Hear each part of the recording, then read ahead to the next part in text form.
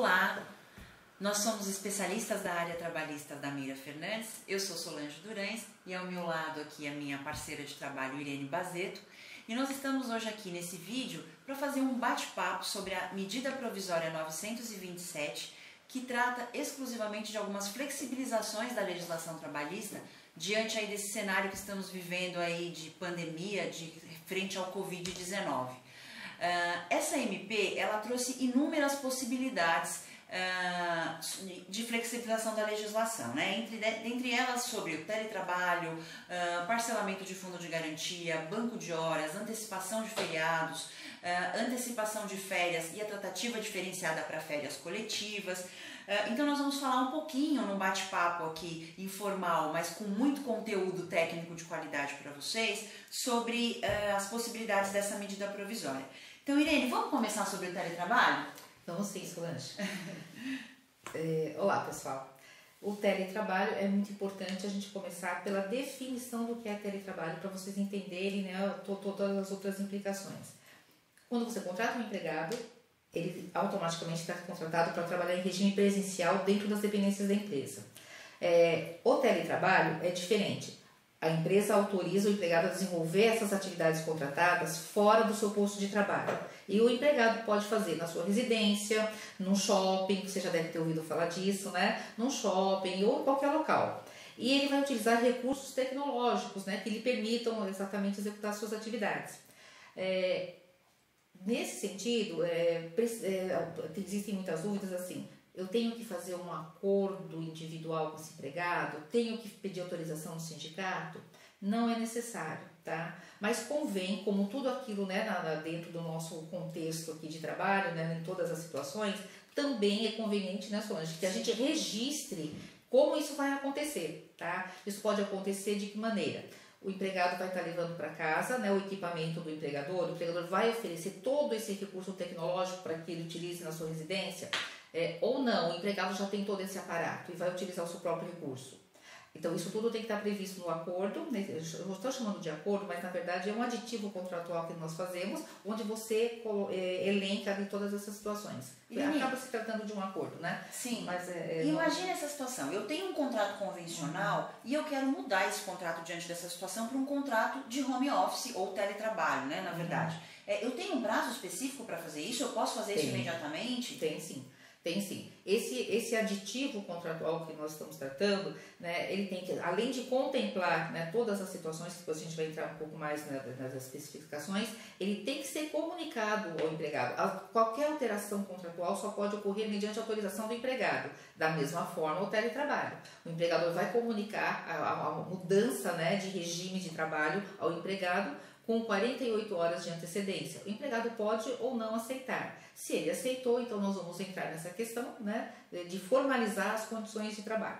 Irene, e uma outra situação que também é muito importante para os nossos clientes, em relação às questões de reembolso, por exemplo, o empregado está trabalhando na casa dele, o reembolso de energia elétrica, de custo com internet, de quem é a responsabilidade desses valores?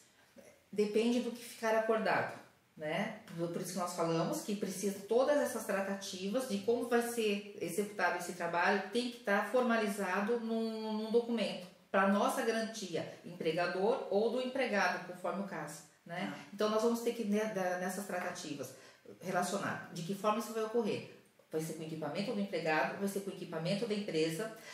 Se houver algum dano no equipamento, ainda que seja do empregado, quem vai ser o responsável por essa manutenção? Vai ser o próprio empregado, vai ser o mantenedor, vai ser de uma forma de reembolso, né? Ou ele vai encaminhar lá o seu pessoal, né, de tecnologia que já trabalha internamente. Quem vai ser responsável por essa manutenção, para garantir que a execução do trabalho seja realizada? Certo. Isso tudo tem que estar previsto nesse aditivo contratual. Outra questão... Oi, Irene, outra coisa também que os nossos clientes perguntam bastante, né, sobre essa situação é sobre a jornada de trabalho, né? O funcionário que está no regime de teletrabalho, ele é obrigado a registrar ponto, a ter o controle de jornada? Não. Nesse documento, nesse aditivo contratual, é uma das questões também que tem que estar prevista. O empregado foi contratado no regime presencial para ele cumprir determinada jornada de trabalho. essa jornada não deverá, teoricamente, ser alterada, a não ser que tenha interesse de ambas as partes. Caso contrário, tem que estar previsto nesse aditivo que a jornada será mantida e não é necessário o controle de jornada, mas como já está previamente acordado que a jornada vai ser mantida, ela tem que ser cumprida, né, dentro desse horário. Aí nós temos outras questões.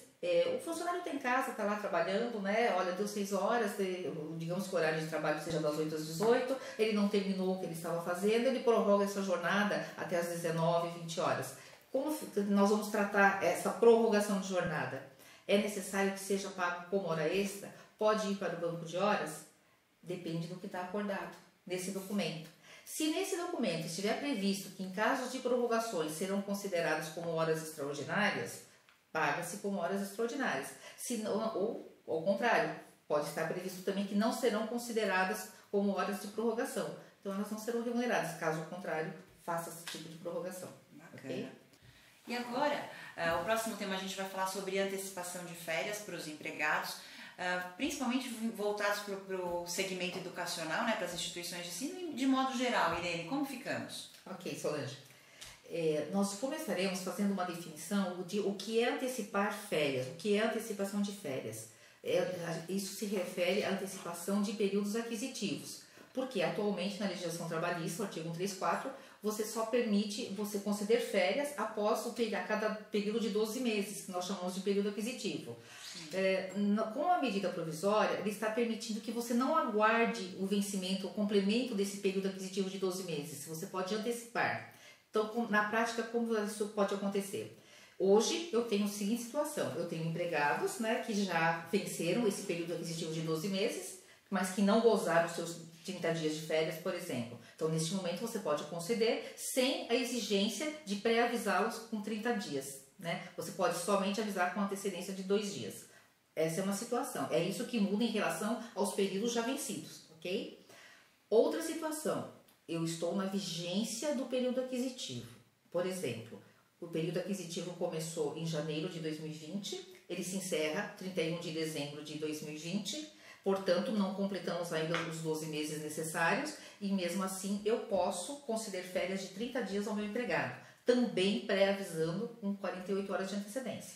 Essa é uma das vantagens para que a gente ultrapasse esse período, né, que é diferencial da CLT. E sobre esse avisar o colaborador com 48 horas, diante de todo esse cenário que nós estamos vendo, eu posso simplesmente ligar para esse colaborador e avisar você está de férias? Não. Toda a comunicação em relação ao empregado e empregador tem que ser escrita. Você vai comunicá-lo formalmente de que ele vai entrar em período de gozo de férias. 30 dias, 15 dias, conforme a necessidade do empregador. Mas essa comunicação não precisa ser presencial. A CLT predispõe que tem que ser presencial. Neste momento, não. Você tem que comunicar de forma presencial ou eletrônica. Ok? Ok, então já. O que é forma eletrônica? Eu posso passar por WhatsApp, eu posso passar o comunicado via e-mail? Posso sim. E pede para que o funcionário te dê um de acordo, quando for o caso, ou neste caso de férias, o ciente. Né? Ele vai colocar ciente e de acordo, então ele está certo que vai sair de férias. Outra, como a gente estava falando, uma outra situação também em relação à antecipação de período aquisitivo é o seguinte.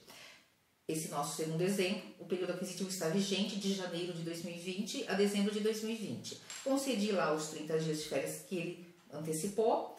Agora, eu preciso novamente que ele continue em período de férias. Como que eu faço? Eu posso novamente antecipar o período aquisitivo que se iniciará em janeiro de 2021 e que vencerá em dezembro de 2021. Também posso antecipar os 30 dias, da mesma forma, mediante comunicação formal, presencial ou eletrônica. De forma eletrônica seria mais adequado, né, já que nós estamos nesse período. Irene, ainda sobre essa questão de antecipação de férias, a medida provisória trouxe uma situação bem importante para os empresários nessa situação, que foi a questão do pagamento de 1/3 até o dia 20 de dezembro, né? Ok. Acho que antes de eu falar sobre isso, Solange, eu vou falar a forma de pagamento das férias. Bacana. Eu acho que talvez fique mais claro para o nosso ouvinte.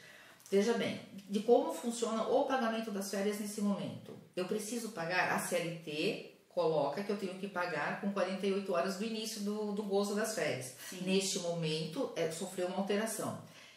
Vou dar um exemplo. eu vou começar as férias no dia 1º de maio. Pela CLT eu tenho que pagá-la com 2 dias de antecedência, por exemplo, 28 de abril. Eu não preciso, eu vou comunicar ao meu empregado que ele está de férias, vou fazer o pagamento do período das férias junto com o pagamento de salário normal. Quando que eu vou pagar? No mês subsequente ao início das férias. As férias não começaram dia 2, por exemplo, de maio, então eu vou pagar lá no 5º dia útil do mês de junho, que é exatamente o mês do pagamento de maio, né? O pagamento formal. Neste caso, o empregado vai receber, por exemplo, 15 dias de férias, mais 15 dias de salário, só exemplificando, ok, pessoal? 15 dias de férias, mais 15 dias de salário, isso vai ser pago diretamente no Olerite, não há necessidade de você formalizar um recibo de férias, ok? Diferenciado. Você paga junto com o Olerite no 5º dia útil.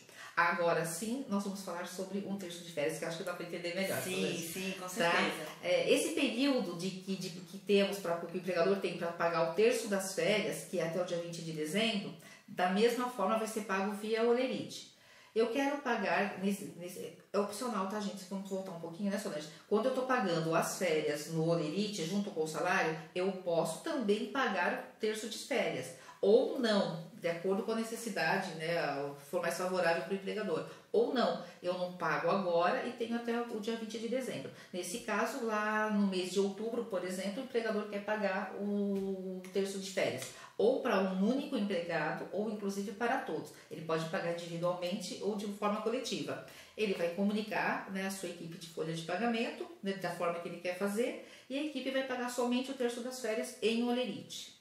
Irene, e agora ainda para a gente encerrar o tema férias, a gente tem uma posição também diferente para a tratativa de férias coletivas. Como ficamos em relação a esse tópico? Esse tópico também é uma questão que foi alterada. A CLT prevê que as férias coletivas devem ser comunicadas no prazo de 15 dias, né, que antecedem. Férias coletivas, né, pessoal, todos já sabemos, é quando você concede a todo o departamento, a todos os departamentos, a todos os setores, ou uma empresa inteira. Então é chamada de férias coletivas. Neste caso, tem a necessidade de comunicar ao Ministério do Trabalho, né, com 15 dias de antecedência do início do gozo das férias coletivas, e nesse mesmo prazo você também comunica o sindicato da categoria. O que mudou com a medida provisória 927 é que você não precisa comunicar os órgãos, né? Você pode só comunicar o empregado que haverá o período das férias coletivas, também com 2 dias de antecedência, de forma escrita, eletrônica, ou presencial ou eletrônica, mas o que foi suprimido foi essa necessidade de comunicar os órgãos. Mais um tópico dessa nossa apresentação, eu acho que nesse momento, né, Solange, a gente pode dar continuidade com o banco de horas, né, que está atrelado aí ao aproveitamento dos feriados, né? Sim. Então, a gente poderia entrar nessa questão, acho que a Solange poderia estar nos auxiliando nesse momento, gente. Claro. Então, assim, o que a gente tem, o que é o banco de horas, né, pessoal? O banco de horas é uma operação que permite que você acumule horas para que elas possam ser compensadas no futuro. Essa é a permissão que dá o artigo 59 da CLT. A medida provisória trouxe uma inversão em relação. Ela permite que você acumule horas negativas, no caso o empregado fica devendo horas, para que essas horas possam ser pagas futuramente. Então, diante disso, a gente tem aqui duas situações em relação. Então, isso é o que é banco de horas. Então, a medida provisória trouxe a permissão de acúmulo de horas negativas para posterior utilização no futuro. Como que eu posso, para fazer o banco de horas, o que é preciso? Eu preciso ter um acordo de banco de horas formado. Esse acordo de banco de horas, ele pode ser tanto individual quanto coletivo.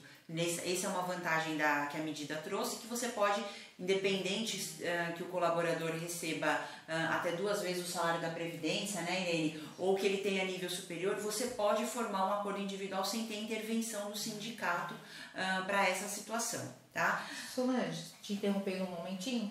Esse acordo de banco de horas, como você disse, pode ser individual ou coletivo. Sim. Neste momento da medida provisória, é exigido o acordo coletivo ou ele pode ser somente individual? De que maneira que eu comunico o empregado? Eu tenho que convocá-lo para a empresa? Pode ser eletrônico? Como que isso acontece? Tá. Esse acordo tem que ser formal, ele tem que ser comunicado ao colaborador com 48 horas de antecedência. Esse acordo precisa ser firmado 48 horas antes de que ele tenha validade. Essa comunicação, esse envio para o colaborador, ele pode sim ser feito de forma eletrônica, ou seja, pode ser enviado por e-mail ou através de WhatsApp. Inclusive, nós da Meira Fernandes disponibilizamos para as instituições de ensino e para os nossos clientes os modelos desses acordos, todas essas exigências, né, de aditivo de contrato, de teletrabalho, enfim, a Meira Fernandes disponibilizou através da sua assessoria jurídica todos esses modelos de contrato, tá? Estão disponíveis no nosso site, né? Estão disponíveis no nosso site também. O que mais sobre esse assunto? Ainda de relevância para falar sobre isso. Um tópico super importante é que ele permite essa compensação, né, essa utilização dessas horas negativas. Ele deu um prazo de 18 meses até para a utilização desse findado período de calamidade, que a princípio está datado para 31/12. Mas assim, Solange, eu preciso esperar 31/12 para poder utilizar essas horas que eu já acumulei de forma negativa? Não. Se você já começou, você tem um período de 18 meses, mas vamos esperar aí que toda a nossa operação volte a funcionar em julho aí. A partir de julho você já pode utilizar essa questão do banco de horas que você já tem de saldo negativo. Acho que o que muda um pouco também, né, Solange, é essa questão. Os bancos de horas normalmente, né, eles podem ser individuais ou coletivos, como você falou. Sim. E se eles forem individuais, as horas deverão ser compensadas em 6 meses, né? Ele tem esse prazo limite para compensação das horas. E se ele for coletivo, 1 ano. A novidade também, né, que traz a MP, é que ele tem esse período mais elástico, né, de compensação. Sim. 18 meses contados, como você falou, contados a partir do encerramento. Isso não significa que você não pode começar a fazer essas compensações agora. São alterações importantes nesse momento, né, Solange? Sim. Ainda outro assunto muito importante, ainda voltado para essa questão do banco de horas, é quando vocês, empregadores, começarem a utilizarem essas horas. Atenção a uma situação.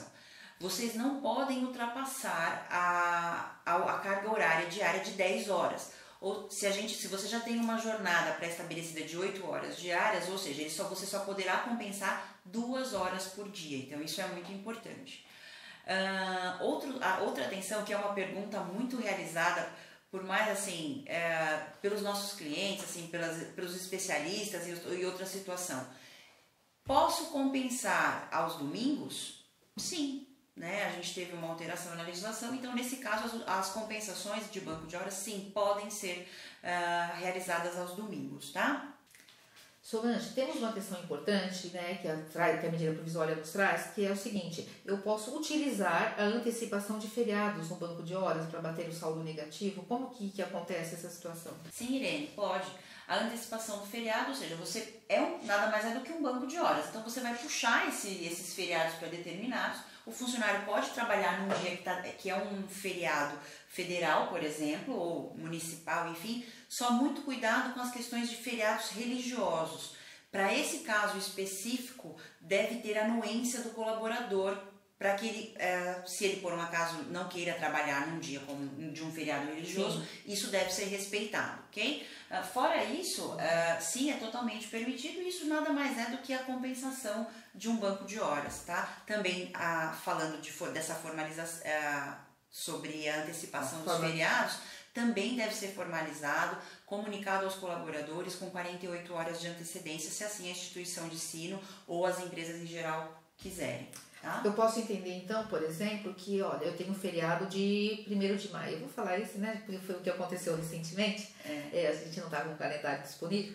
Por exemplo, isso significa, antecipação de feriado, significa o quê? Eu deixei de trabalhar para minha instituição de ensino por um período aí de 30 dias úteis. E agora tem um feriado e eu retornei ao trabalho, digamos que nós já estejamos na nossa modalidade normal de presencial, retornei ao trabalho e eu posso ser convocada para trabalhar no dia 1º de maio, que é um feriado.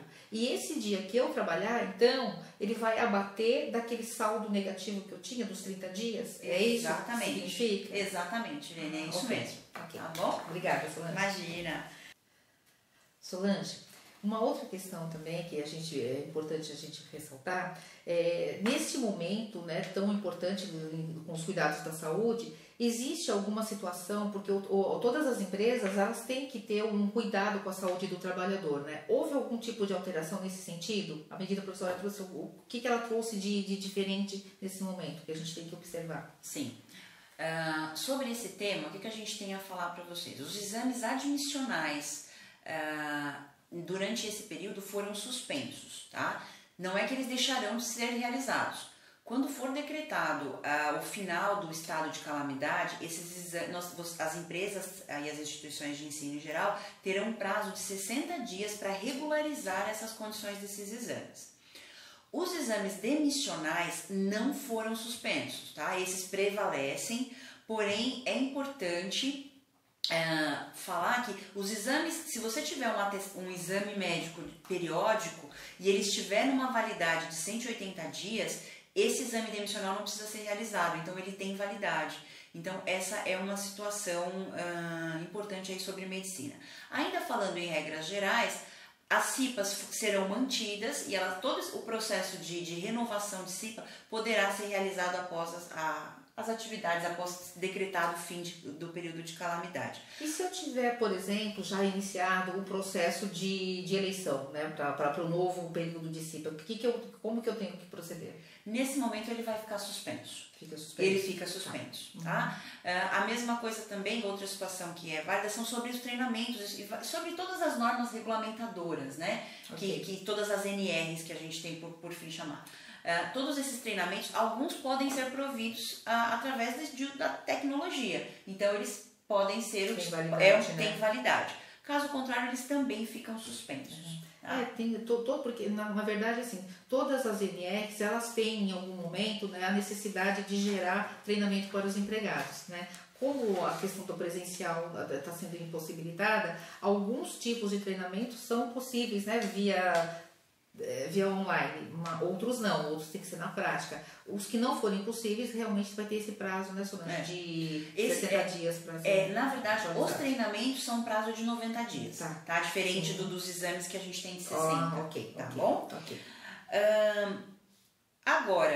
Agora nós vamos falar, Irene, agora eu vou passar a bola para você. Claro. Um dos assuntos que realmente causou grande impacto para os empresários foi a questão sobre o parcelamento do fundo de garantia. Sim. Também uma medida muito importante, uma flexibilização considerável nesse momento que estamos enfrentando. Irene, discorre um pouquinho para a gente sobre esse assunto. Ok. O que acontece é o seguinte, né? Nós temos aí todos os tópicos que nós abordamos até o momento, eles estão tratando da relação trabalhador, né, e empregador, não é verdade? Como é que a gente vai equacionar essas situações? Agora, a questão do fundo de garantia ela é mais específica, ela é um benefício, né, para o empregador, não é? Que é a prorrogação de prazo do recolhimento do fundo de garantia. Atualmente você faz sobre as competências, no mês seguinte, até o dia 7, você tem que transmitir o CEFIP e fazer o recolhimento, né, do valor devido a título de fundo de garantia. Essa questão de prorrogação é o seguinte: sobre as competências março, abril e maio, você não precisa recolher o fundo de garantia no dia 7 do mês subsequente.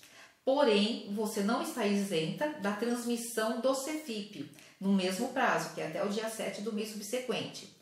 Então, se você for fazer o recolhimento normal do fundo de garantia, você vai transmitir como sempre, faz a transmissão e faz o recolhimento. Você não vai fazer o recolhimento, vai prorrogar o prazo. Como que você vai proceder? Você vai fazer a transmissão do fundo de garantia naquela modalidade de confissão de dívida, ok? Sim. Vai fazer a modalidade de confissão de dívida. Até quando eu posso fazer a transmissão das informações para o CEFIP? Né? No caso de você fazer a prorrogação do recolhimento, até 20 de junho. De que forma? Também ainda, como eu falei anteriormente, se você não cumpriu o prazo até o dia 7, você pode fazer até o dia 20, também nessa mesma modalidade, confissão de dívida, tá? Irene, deixa eu te perguntar. Sim. E sobre qualquer empresa pode aderir ao parcelamento do fundo de garantia? Sim, Solange, pode. Independe do regime tributário, quantidade de empregados, né, faturamento, tá? Não há nenhum tipo de restrição, tá? O benefício é de modo geral, para abranger todas as modalidades de de atividades. Tá. Uma outra dúvida que certamente será o questionamento dos nossos ouvintes aí é: eu estou dispensando um colaborador. Nesse momento, eu aderi ao parcelamento de fundo de garantia. Como eu devo tratar essa situação? Veja bem, é como um parcelamento normal, não sei se é do conhecimento de todos, mas quando você não faz um recolhimento na data correta, você junta algumas competências para fazer o parcelamento, você vai fazê-lo vai formalizar uma quantidade X de parcelas, porém, no decorrer do período, os desligamentos, não importa de que maneira, se a pedido de demissão ou dispensa, né, você tem que quitar junto à Caixa Econômica. Por quê? Principalmente no caso de dispensas, porque o trabalhador, ele sai, ele é desligado e ele vai fazer a movimentação da conta. Ele vai sacar o seu fundo de garantia. E essas parcelas, por exemplo, março e abril, digamos que ele seja demitido em abril ou maio, essas parcelas anteriores não estão depositadas na conta do trabalhador. Então, para que ele não tenha que fazer um novo saque, então você tem que fazer o recolhimento dessas pessoas que estão se desligando. Inclusive pedido de demissão. Embora ele não saque, para você convém, não é exigido na legislação, mas convém que você vá fazendo esses recolhimentos antecipadamente. Okay. Qual é o prazo para eu fazer o recolhimento? Como eu falei, não está na legislação, né, no caso de pedido de demissão, né, mas você poderá, se quiser, para manter os desligados em ordem, por alguma necessidade que venha, né, porque ele pode sacar de outras formas, tá? Então, o que acontece? Você vai fazer o recolhimento, principalmente no caso da dispensa. A dispensa, quando ocorre, ele não tem um prazo de 10 dias para sacar o fundo de garantia, para fazer o recolhimento da GR, né, da multa rescisória. Neste mesmo prazo, você tem que regularizar as parcelas anteriores. Se você não regularizar neste prazo de 10 dias, você vai recolher com juros e multa, com as autorizações previstas na legislação. Irene, e qual a quantidade máxima de parcelas que eu posso aderir a esse parcelamento? Máximo 6 parcelas por competência, tá? Okay. Uma coisa importante também, né, Solange, é o seguinte: você tem um período de carência aí, né, para você fazer os recolhimentos, né? Esse período é julho de 2020, Solange. Portanto, você faz as declarações, como eu disse, até 20 de junho e o período para o recolhimento inicia em julho de 2020. Irene, outra pergunta importante. As empresas que aderiram ao parcelamento, estar com parcelamento é um impeditivo para a emissão da certidão de regularidade do fundo de garantia? Não, Solange, não é. O que vai acontecer é, durante esse período de março, abril e maio, e os meses subsequentes, que não vai haver o recolhimento, não serão considerados como inadimplência para o empregador, né? Não será impeditivo para a emissão de CRF, junto à Caixa Econômica Federal. Ok. Solange, mais uma coisa que é importante, né, a gente registrar é o seguinte: não é necessário o empregador formalizar pedido de parcelamento junto à Caixa Econômica. Nos padrões normais, o empregador formaliza, tem todos os trâmites junto à Caixa Econômica. Nos padrões normais você tem que formalizar. Para essa questão, esse tipo de parcelamento não é necessário.